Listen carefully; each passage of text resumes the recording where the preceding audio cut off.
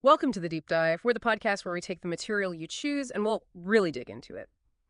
Today, we've got a really fascinating topic. It sits right at the crossroads of ancient ideas, modern science, and even some pretty out there theories about control. We're talking about the pineal gland.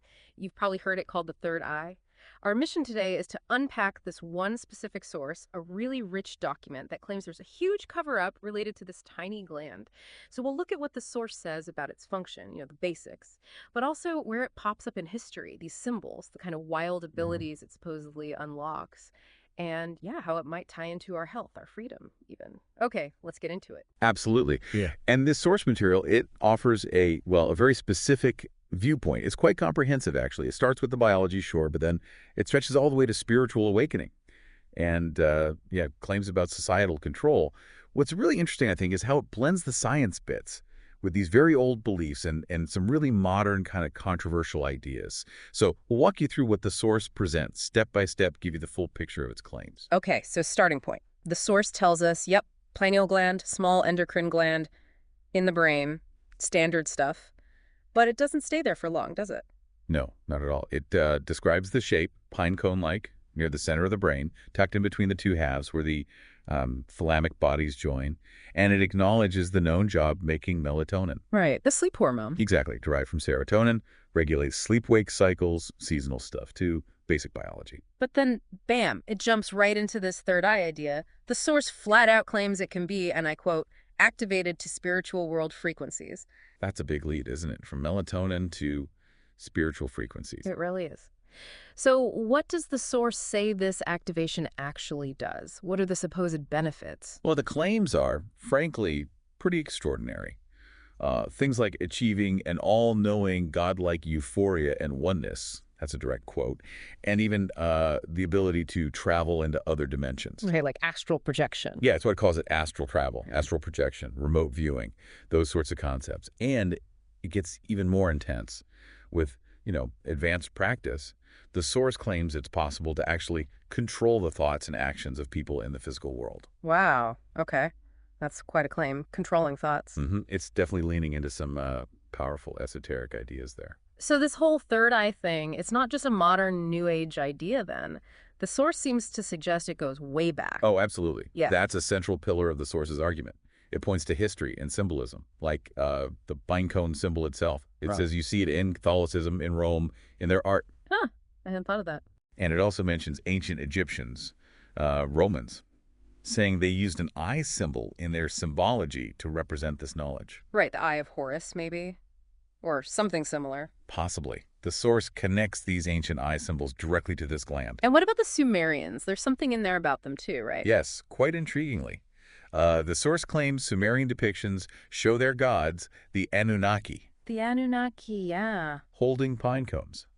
And the interpretation offered is that the Anunnaki knew how to stimulate the pineal gland, how to unlock its full potential. So ancient gods holding the key, literally. According to this source, yes. And it doesn't stop in ancient history. It brings it right up to modern times. It points to the U.S. dollar bill, the back with the pyramid in the eye. The all-seeing eye, yeah. Everyone knows that one. Right. But the source calls it and this is a weird phrase, the famous aluminum naughty symbol. Aluminum naughty, that's odd. Maybe a mishearing of Illuminati. That seems like the most plausible guess, yeah. Like someone heard Illuminati and wrote down aluminum naughty. But the point the source makes is connecting that symbol directly to, again, accessing the spiritual world and potentially controlling thoughts. It suggests this is some kind of long-held, powerful, maybe even secret knowledge. Okay, so if it's that powerful, the inevitable question is, how do you activate it? How do you open this third eye? The source seems to have quite a few suggestions, some familiar, some less so. It does. It lays out several methods. It says you need to tune into the proper frequencies. And this can be done with meditation, yoga, or various esoteric occult methods. Pretty broad categories. So standard spiritual practices, some might say. But it really hypes up the benefits. It says developing the third eye is like a doorway to all things. It lists things like psychic telepathy, clairvoyance, lucid dreaming. Enhanced imagination, seeing auras, all the classic psychic abilities, basically. Pretty much, yeah. It positions the pineal gland as the key to unlocking all of that. It even gets specific about timing, doesn't it? Something about the middle of the night. It does. It mentions the hours between 1:00 a.m. and 4:00 a.m., claiming that's when certain chemicals are released in the brain that supposedly create feelings of connection to a higher source. And practical exercises, like what can you actually do? Yeah, get some homework, like focusing your awareness on your third eye area right as you're drifting off to sleep or just after you wake up. Okay. And the goal, it says, is to start seeing images in your head. Or even, get this, seeing your room, but with a 360-degree view. Whoa. Okay. 360 vision, that's different. Definitely pushes the boundaries of normal perception. What about sun gazing? That one sounds potentially risky. Right. The source brings up sun gazing specifically, staring at the sun, but only during the first bit of sunrise or the last bit of sunset, when the light isn't harsh. It claims this is good for the eyes and the pineal gland. Good for the eyes. I thought looking at the sun was bad. Well, the source claims it's beneficial at those specific times, and even says some scientists confirm sunlight stimulates the gland. It doesn't cite which scientist, mind you. Okay. And it also emphasizes sleeping in total darkness, pitch black, but also getting sunlight during the day, because the gland is very sensitive to light-dark cycles. That part aligns with the known melatonin function, actually. Okay, that makes sense. But what if meditation or, staring at the sun isn't really your thing? Is there anything else? Yeah, there's visualization. Yeah. For people who prefer a more mental approach, the source describes it. Get comfortable, relax, focus on your breathing. Standard relaxation prep. Okay. Then you imagine this glowing indigo or violet light around your head. You visualize your pineal gland itself glowing really brightly with light streaming out. You keep doing this until supposedly you feel a tingling and heating sensation right there on your forehead, the third eye spot. Interesting. The power of focused intention, maybe. Perhaps. The source also touches on magnetic fields. Magnetic fields, how does that connect? It cites studies, apparently done on birds and other animals, suggesting the pineal gland helps with orientation, like a navigational center. Like an internal compass. Exactly. Yeah. And that's its explanation for why geomagnetic storms, solar flares hitting the Earth's magnetic field, can supposedly affect the pineal gland. Huh. Okay, that's a novel connection. And then there was something about the heart. Yes. This is quite poetic, actually. It talks about the heart's own electromagnetic field. Yeah. The source claims that when this field is activated by high frequencies of love and compassion, With and compassion. Okay. it gets stronger, it expands, and this expansion causes the pineal gland to vibrate along with it, to activate with the heart. And the result, according to the source, greater inspiration, intuition, and inner vision, linking positive emotion directly to psychic insight via the heart-pineal connection. That's quite beautiful in a way. Heart and mind working together. It is. And then there's maybe the most intimate method mentioned, Oh, what's that? the third eye kiss, a kiss on the forehead. Just a kiss on the forehead. Yeah, but the source frames it as something much deeper than most people can realize, like you're kissing the person's soul. It claims this stimulates both the pineal and the pituitary glands, releasing melatonin. Ah, melatonin again. And bringing about a sense of security as well as well-being. So a very simple act with potentially profound effects, according to this document. Okay, so we've covered activation, lots of methods, from meditation to forehead kisses. But the source doesn't just stop there. It takes a really sharp turn, doesn't it, into this idea of suppression. A huge conspiracy, it calls it. It really does shift gears dramatically. It goes from activation methods straight into a theory about deactivation. And it points a very direct finger at one substance, sodium fluoride. Fluoride, like in toothpaste and water. Exactly that. The source cites a specific researcher, Jennifer Luke. It said she did the first study on this back in the late 90s. And her supposed finding was that the pineal gland acts like a magnet for fluoride. It absorbed more fluoride than any other physical matter in the body, even bones. That's the claim. More than bones. Wow. Okay, so it accumulates there. But what's the alleged effect of that? Well, here's where the conspiracy angle really kicks in. The source claims that consuming fluoride calcifies the gland, hardens it, essentially. Calcifies. Like calcium deposits. Presumably, yes. Making it, and I quote, no longer effective in balancing the entire hormonal processes through the body. It goes even further, stating fluoride is the only thing that attacks the most important center of our gland in the brain. The only thing. That's a strong statement. Very strong. And the supposed consequences that it destroys our ability to connect to those higher frequencies we talked about, blocks our potential. It's presented as a targeted attack. Okay, so if this is the claim, Yep. Where is this fluoride coming from, according to the It source? says it's everywhere, prevalent in foods, beverages, and in our bath and drinking water. So water's the big one? Seems to be the main focus. It specifically states fluoride is in 90% of the United States water supply. 90%, that's a Yeah. lot. hmm And it adds a note that your typical supermarket water filter, like a Brita pitcher or whatever, won't remove it. Oh. Only reverse osmosis systems or water distillation will supposedly get it out. And toothpaste. And toothpaste, yes. It says it's in almost every toothpaste.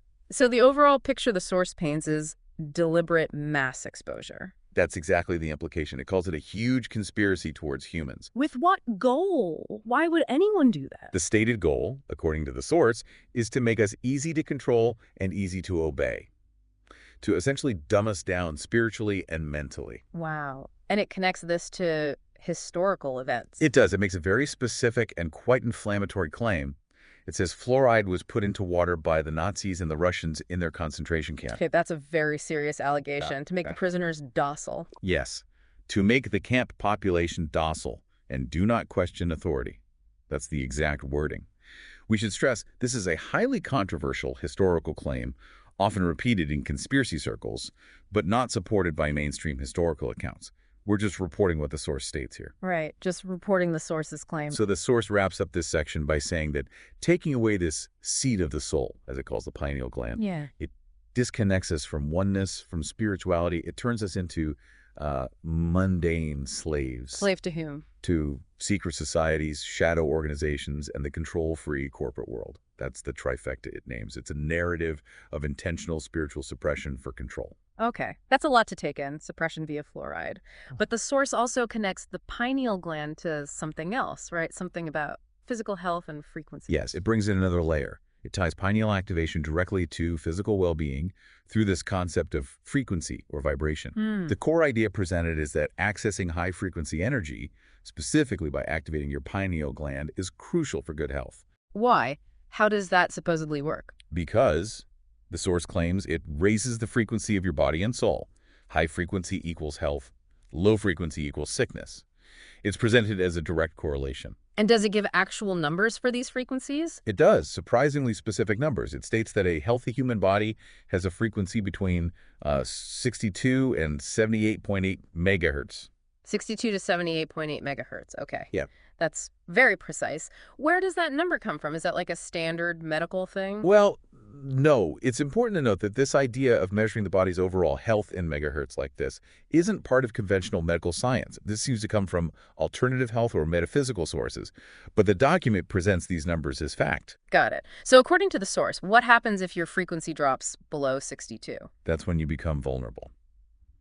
Any frequency rate below 62 megahertz will make the human body vulnerable to illness and disease. So lower frequency, higher risk of getting sick. Exactly. And the implication is pretty stark. It gets more dangerous the lower it goes.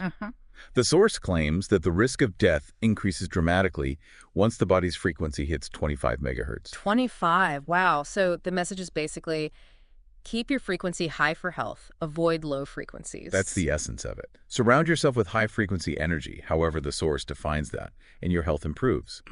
Low-frequency environments or states deteriorate it. It links spiritual state via the pineal gland directly to physical health outcomes via this frequency concept. Okay. Wow. We have certainly covered a lot of ground here. We went from, basic brain biology to ancient pine cone symbols, Egyptian eyes. Sumerian gods. Right. Then into these pretty wild abilities like astral travel, controlling thoughts, then practical steps, meditation, sun gazing, visualization, even that third eye kiss. Okay. And then that whole deep dive into the fluoride conspiracy theory. A big part of the source, yeah. And finally, linking it all back to physical health through these frequency numbers. It's quite a narrative. It really is. This deep dive, based on this one source, has given us a really comprehensive and, sometimes startling look at the pineal gland, the third eye concept. Yeah. It definitely pushes you to think about connection. Connection to maybe a higher source, like it says, but also connection to our own, inner power or potential. So after hearing all this, what's the takeaway for you listening? The source itself actually ends with something quite grounding, surprisingly. It quotes the Buddha. Oh, what does it say? It basically encourages critical thinking, observation, analysis. It says, Don't just believe something because you heard it, or because lots of people are saying it, or even because it's written down in some old respected book. That's good advice in general, isn't it? Definitely. Instead, the quote suggests you should only accept something after you've examined it yourself, and only if it agrees with reason and is conducive to the good and benefit of one and all. That puts the responsibility back on the individual then, to discern what makes sense, what feels right and helpful, which leaves us all with maybe a final thought to chew on. In this world absolutely flooded with information, some traditional, some very unconventional like parts of this source, how do you figure out what resonates as true for you? And could exploring concepts like this, like the third eye, maybe help you find more clarity, more connection in your own life, regardless of whether you accept every claim literally? That's a deep dive that definitely continues after we sign off.